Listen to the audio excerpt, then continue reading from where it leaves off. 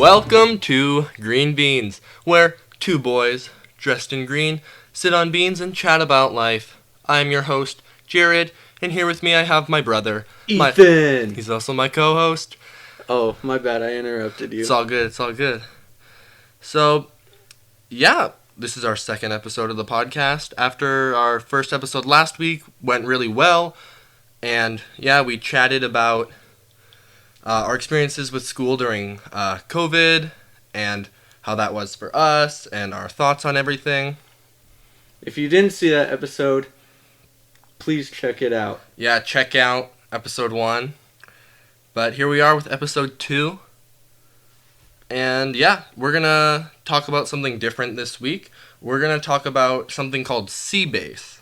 So, as a background, Jared and I went to a place called Sea Base.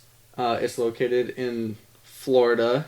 I don't actually remember where in Florida, but it's along the coast somewhere in Florida, and it is a Boy Scout camp, and they provide a lot of different week-long camps that you can do, and they have like sailing, they have snorkeling and scuba, and so we did the sailing one.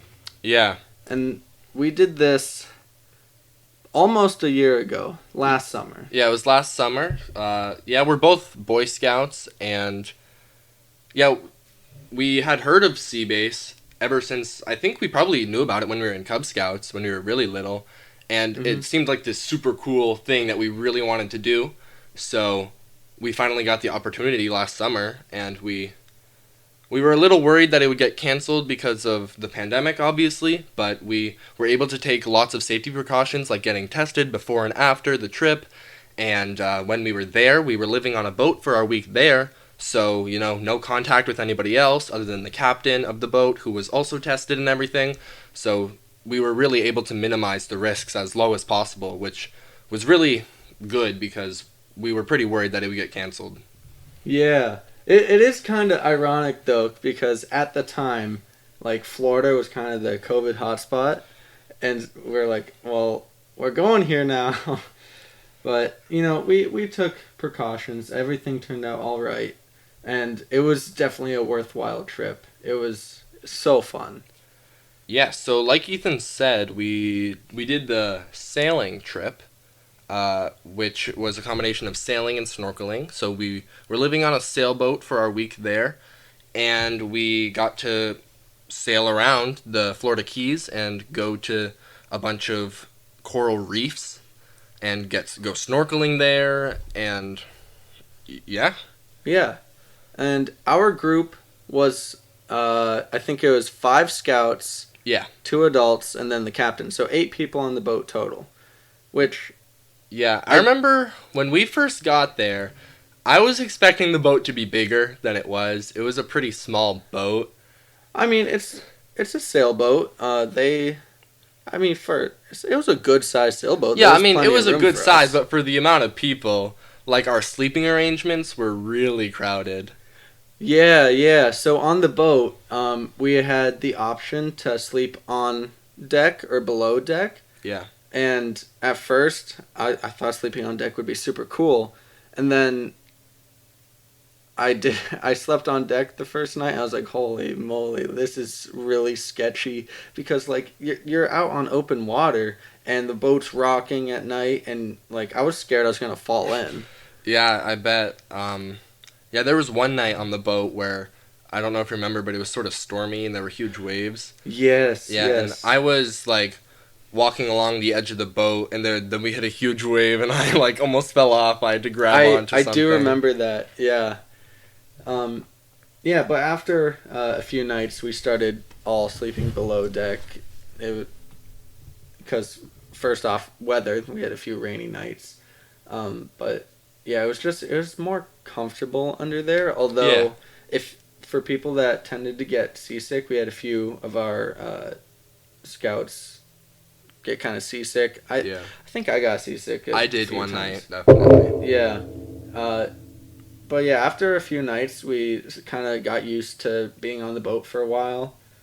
So yeah, we slept under below deck, which was kind of cramped. It wasn't a humongous space. Yeah, there was a back, like a more of a back room under the deck of the boat, which had like two. It was the nicest spot to sleep, other than the captain's quarters, which we weren't allowed in. It had two beds, Yeah, it right? had Or two. It was two or three. It had two. It was It had sort of two. like a bunk bed situation. I mean, it was still pretty small in there, but it was nicer than where everybody else had to sleep. Because one of the adults and one of the scouts with us, who was the adult's son, they slept in that back room with the beds, and then all the rest of the scouts, we all had to sleep on like couches. I slept on the floor. Yeah, okay, yeah. You slept on the floor. Me and like one or two other people slept on the same couch, and we like took cushions and like stacked them up. It was pretty sketchy. Yeah, and I remember one night I was just sleeping nice and sound on the floor on my blow up mattress, and then like out of nowhere someone steps in my face. Oh yeah. Like one of the adults got up to like use the bathroom, and when he was going back to bed, he just steps on my face. And I was like still kind of half asleep. I'm like, what's going on? And then I fell back to sleep right after. I was honestly very surprised. Yeah, the sleeping arrangements were pretty crowded, but when we weren't sleeping, there seemed to be enough space because we could spread out across the boat. Yeah, And yeah. we had to cook all of our meals the whole week. So Yeah, we had plenty of food though, so we weren't ever hungry. There was a ton of food on the boat. We also, so we went fishing like a lot. Didn't catch a single fish the whole week. It was bizarre. yeah, because the captain didn't want to use live bait for some reason. There was some reason he didn't want people using live bait, so he just had people use lures when fishing. And I don't know if his lures that he gave us were just crappy or what, but yeah, no fish were caught the entire week. Yeah. So if we caught any, we would have been able to cook them and eat them. But yeah, we got nothing, which sucks. But it's pretty luck based. Yeah, so that's sort of like the living side of the sea base trip. We were there for a week, but the actual like fun part was going snorkeling. Like that was my favorite part of the trip. We went. How many reefs did we go to? Maybe like 4 throughout the week. Yeah, like 4 or 5. Yeah.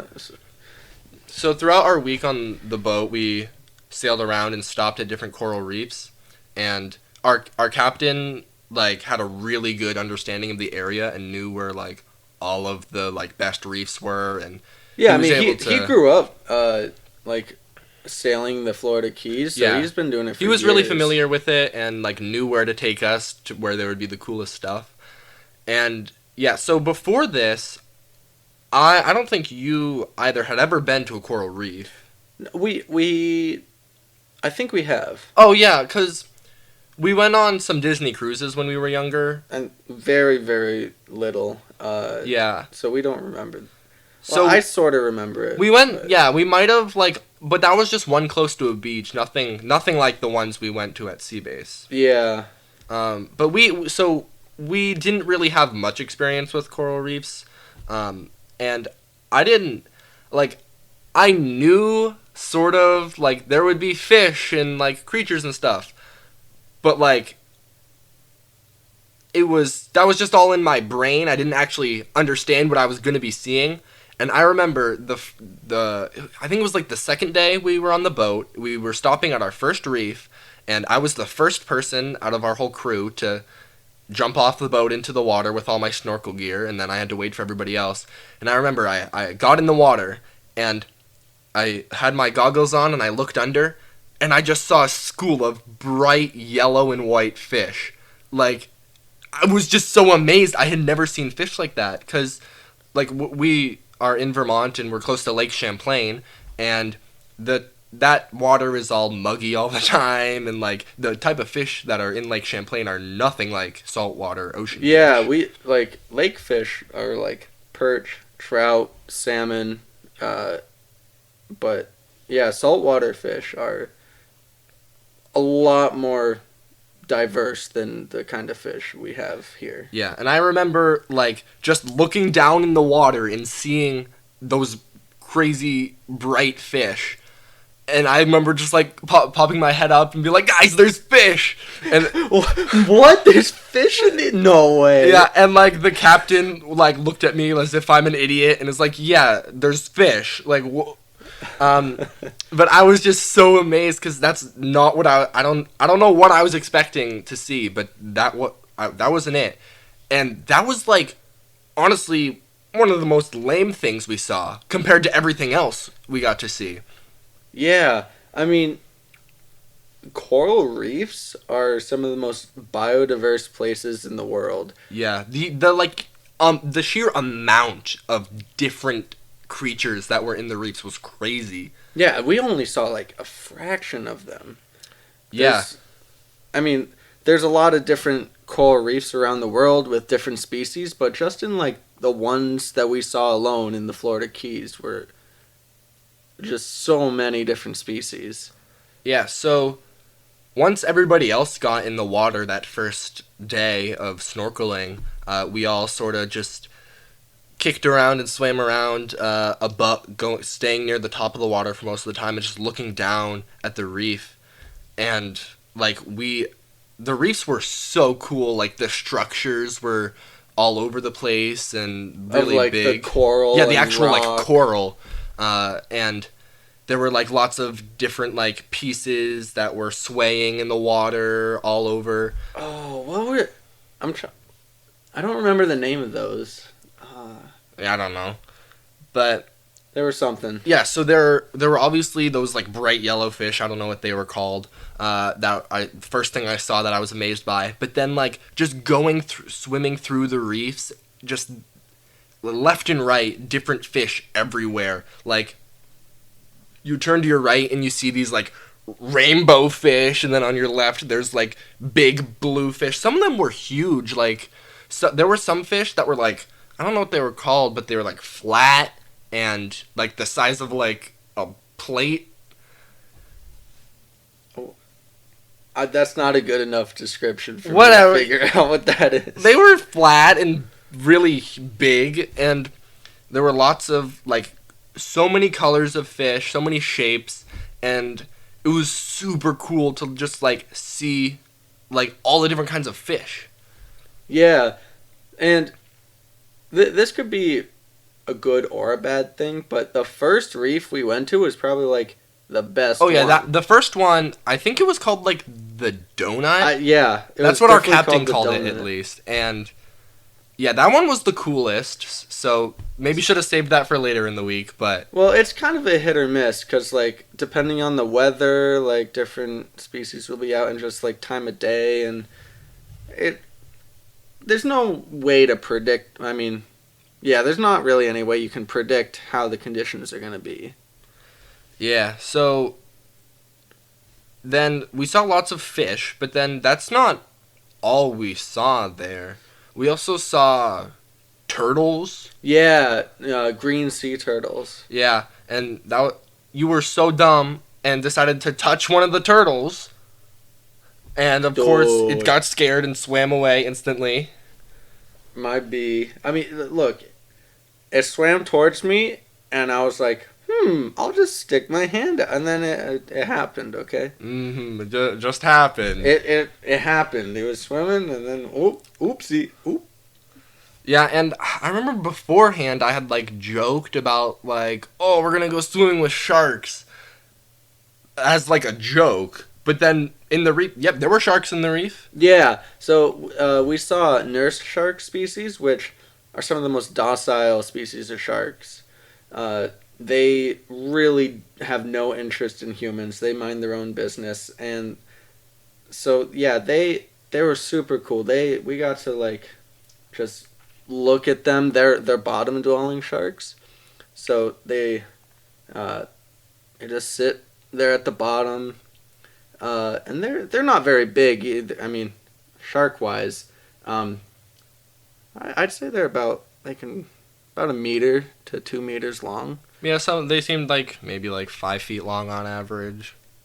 Just Yeah, so they guesstimating. weren't like humongous, but it's still really cool to see a shark Yeah, in the flesh. I like genuinely wasn't expecting that there were going to be sharks. I had talked about it as a complete joke, like, yeah, we're going to swim with sharks. And then we were there, and then, oh, yep, there are sharks. And some of the reefs had a lot of sharks. Yeah, one of them we went to had like at least 3 or 4 nurse sharks just going around, and like I tried following them sometimes to see where they'd take me, which obviously they're much faster swimmers than me, so I lost them most of the time. But yeah, it was so cool to just see them swim around and just do their thing. Yeah, and so we also saw dolphins. We didn't see dolphins while we were like snorkeling and while we were in the water, but while we were just like cruising along in the boat, Yeah, they there were were some dolphins like, just jumping jumping out of the water alongside of the boat. That was very cool, yeah. Dolphins are amazing, amazing animals. Yeah. It was super cool to just see them in their natural element, just jumping through the water. They looked so elegant. And then also in the reefs, we got to see a bunch of fish. We got to see sharks. We got to see turtles. And Stingray. yeah, there were. Saw a stingray. I think we might have seen two throughout the week. But yeah, we got to see stingrays, which was really cool. They were just in the sand chilling. And there was also one place we went. I don't remember where it was. I don't think it was a reef, but we went to some place that had tons of lobsters. Oh yeah, so that was on the shore. It was like I don't even know if mangroves grow in Florida, but there were a lot of trees on the shore. It was kind of like almost like a swamp, and so it was very shallow. It was like a foot deep, and so we were on the shore looking around, and yeah, and then a little further out, it was obviously deeper, and there were a lot of rocks where lobsters can hide. So we saw lobsters in the rocks, and that was kind of all we saw at that place. There weren't a lot of things. I mean, like Yeah. I saw a snail. There were some smaller fish there as well. But yeah, it was really cool because there you would like sort of dive down a little bit, and once you got like near the bottom of the water, which it wasn't too far because like you said, it was near the shore. But there you would just see like these big antenna poking out from like a hole, and then you would get a bit closer and realize that's like a lobster just chilling in a hole. Yeah, I've only ever seen lobster in the lobster tanks at like restaurants and grocery stores. Yeah. So seeing one not about to get eaten was a little cooler. Yeah, it was cool. I agree because I've only seen lobsters like at Hannaford's. I've never seen one in the wild. So that was really cool. And then what else did we see? We saw a manatee. Yes, a manatee. When we saw the manatee, we were docked. Yeah. We were docked, and so the boat was like expelling water from the bilge because boats take on water, so they spew it out, and the manatee just showed up and was really interested in the bilge pump, and so it was like putting its mouth up and like feeling it, and it was also, I think it was a small one. It was a juvenile manatee, Yeah. and it stayed around the boat for a while. It was just swimming around, Yeah. doing its thing. So yeah, I also never seen a manatee, but it was really nice to finally see a sea cow. Yeah. And then also after each of our snorkels, when we would get back in the water after visiting a reef, or not back, when we would get back on the boat Back on the boat. There after visiting a reef, then the captain had a bunch of these books that all had like pictures and names for like all of the species that were like in various areas around the Florida Keys. And so we would look through all of those books and look at the pictures, and we would like identify every single creature that we saw and just trying to remember which ones we saw. And that was really cool, like making the lists of everything we saw, because the lists were a lot bigger than you would think. They were big lists. From the 7 of us that went in the water, like we saw a lot of species. Yeah. And so, as a zoology major at the University of Vermont, so for those of you that don't know, zoology is like just the study of animals in general. Um, so kind of like taking that perspective, like looking at an identification book can be really difficult because there are so many different species, and some of them, the difference between them is can be really really small. Yeah, a lot of the fish we saw were really similar, and then when we were looking in the book, sometimes it was hard to identify. Did I see this one, or did I see this other one that looks pretty much the same? Yeah, I mean, oh, this one has a spot on its tail instead of not a spot. Like, Yeah, I'm sure our lists weren't perfect and exact to everything we saw, but close enough. yeah, I mean, we weren't really doing much with them. It was just kind of nice to know what we were seeing. Yeah. And also kind of like learn about the area, learn what lives there, and all that. Yeah, and then I don't know if you saw it or not, but two of our friends that were with us said they saw a pufferfish. Did you see it? I did not. I didn't see it either, so cannot confirm if there was or was not a pufferfish, but two of our friends claimed to have seen a pufferfish. I wish I could have seen it. That would have been cool. Yeah, pufferfish are cute. They're like, because when they're just swimming, they look like regular fish, and then when they're threatened, they puff up. Yeah, when they like balloon up, they are all spiky all over and puffy. Hence the name. Yeah. And then outside of the actual like snorkeling activities and stuff, there was something we had to do every night that kind of sucked. We had to do this thing called anchor watch. Yeah. That is a safety thing. Yeah, just because, we would be in the boat and we would set down the anchor so we don't float anywhere, so the boat stays in the same place the whole night while everybody's sleeping. But just to make sure that the anchor actually stays down and the boat doesn't start drifting anywhere, there always needed to be 2 people awake throughout the entire night. And we did that in shifts. And we would have I think we had a compass, and we would identify like before the night like 3 places so we could triangulate the position. Yeah. And when you would get woken up at like 2 in the morning by somebody, and then you would have to go sit up on the deck for like an hour or 2. I don't remember how long the shifts were. I think I remember it being 2 hours. Yeah, I think you're right. So like 2 hours with one other person, and then you would take the compass, and at the start of each hour you would line it up and see where those different places you identified were, and it should have been around the same number every time just to identify your location.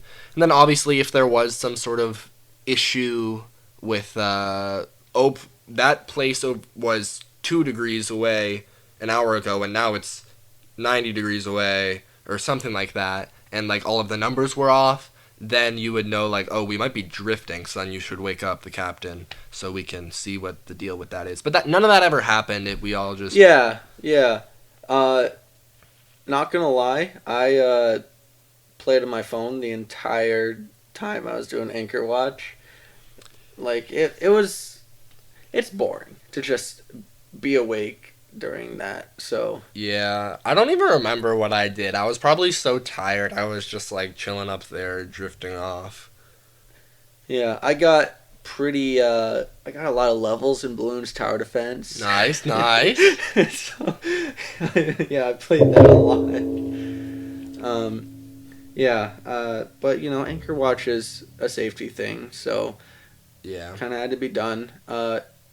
And a lot of the stuff we did at Seabase was a learning experience. They wanted it to be kind of semi-educational, so we learned a lot of seamanship skills, boating skills, the fish identification and all that. So we learned a lot about just like how to properly be at sea and Yeah. be safe. Yeah, I remember we learned a lot of various knots and things you can use.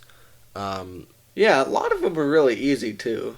yeah, and it's good stuff because like I said before, we live real close to Lake Champlain, and we have a boat that we go out on all the time. And before Seabase, I didn't know a lot of the things I probably should have. I mean, I have my boating license, but there were probably a lot of knots that I completely forgot about or just didn't learn that I should know in order to boat in Lake Champlain that Uh-huh. I did learn at Seabase.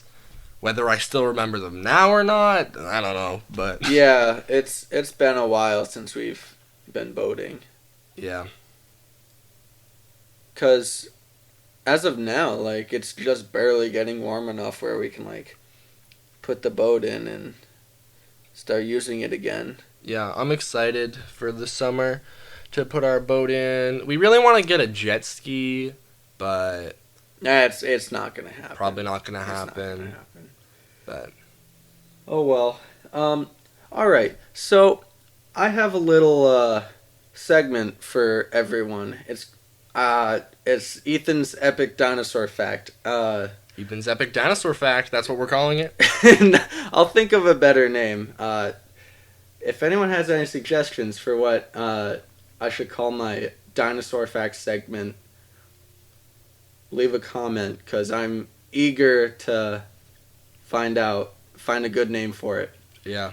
So today's dinosaur fact is the longest name for a dinosaur is Micropachycephalosaurus, and the shortest name for a dinosaur is Yi.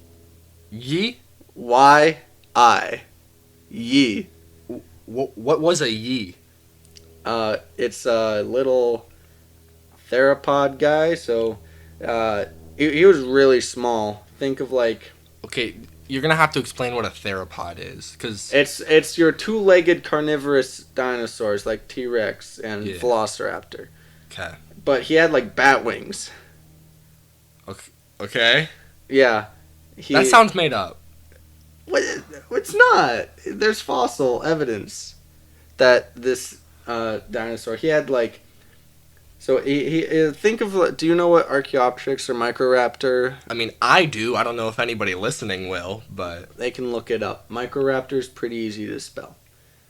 Anyway, it's similar to those guys. He's a small little insectivore that had some really bizarre wings, and it was found in China. So its full scientific name is Yi Qi. oh, Yiqi. do you know like what that means? Cause like T-Rex, like Tyrannosaurus Rex means like tyrant lizard king. So do you know what yi means or no? I've probably looked it up at some point, but I have no clue. And then what was the longest name? Micropachycephalosaurus. Okay. Yeah, that What one. is that? That's a smaller dude. He was let's see. I'm trying to remember. You know what? I'll just whip out the phone because I might be thinking of a different dinosaur, and I don't want to accidentally call a different dinosaur Micropachycephalosaurus. Okay. Pachycephalosaurus. Okay, yeah. So, if you know what a Pachycephalosaurus is, Nobody's gonna know what that is. it's a dome-headed dinosaur. Do you know the one that can headbutt people? Yeah. That's a Pachycephalosaurus. Micropachycephalosaurus, nothing like it. Okay. It was related to Triceratops. Okay. Do you know what that name means or? Oh yeah, Micropachycephalosaurus means small, dome-headed lizard. So micro is small, pachy is dome, cephalus is head, and saurus is lizard. Cool. Yeah. I'm also very interested in the etymology, so the word origin of dinosaur names. So I do know what a lot of dinosaur names mean. Not all of them, but I do know what a lot of them mean. And I don't know. I just really like knowing what they mean. Yeah. So yeah, that's my epic dinosaur fact of the day. A little more complex of an explanation than I was intending, but you know, All right. Yeah. it's all right. And what did you call the segment? I just called Ethan's epic dinosaur fact, but we need a better name than that. All right. Something yeah. creative. Let us know in the comments of the YouTube version if you have any better names than Ethan's epic dinosaur facts. But yeah, and while on the subject of comments and things, the podcast is available more places now. I believe last episode I said that it's on Apple Podcasts. It is not yet. I hope it will be in the future, but it's not on Apple Podcasts currently. Still waiting for approval on that. But it is available on Spotify. The video version is available on YouTube. It is available on Pocket Casts, Radio Public, Breaker, and I believe Google Podcasts. To be honest, I haven't heard of most of those. I haven't things. either. We I submit our podcast and then I just keep getting notifications that it's available a bunch of these other places. So if you want to listen to it somewhere else, it's probably available. You can check wherever. Whatever floats your boat, whatever you use. I see what you did there because we were talking about boats. That's pretty big that brain. was totally intentional. No, it was not. But yeah, it's available everywhere. Every single place you can think of. Not really, but yeah. It's hopefully coming to Apple Podcasts soon, because I know when I listen to podcasts, I usually use Apple Podcasts, so I hope we can get it there, because that would be cool, because that's where I listen to them. But yeah, anything else you want to mention? Or not really. I think just kind of recap again. Words. To recap, we mostly talked about sea base and our experience through that, and obviously the most fun part was snorkeling and seeing all the animals. That's what we enjoyed the most. And then we talked a little bit about my dinosaur fact. I went a little more in depth than I intended, but that's okay. If you have any questions about it, you can look it up, I guess. So, yeah, I think this episode was a bit shorter than the last one. That's all right. That's perfectly fine. And this is just one Boy Scout trip we've been on with Seabase, but we've also been on some other cool trips. Yeah, we've been on a ton of Boy Scout trips. So if we can cover those. If you want to hear about other trips we've been on, like a national jamboree, then yeah, let us know if that's something you're interested in, and we can talk about that and tell stories from that in a future episode. But I think that pretty much brings us to the end of this episode of Green Beans. So thank you for listening.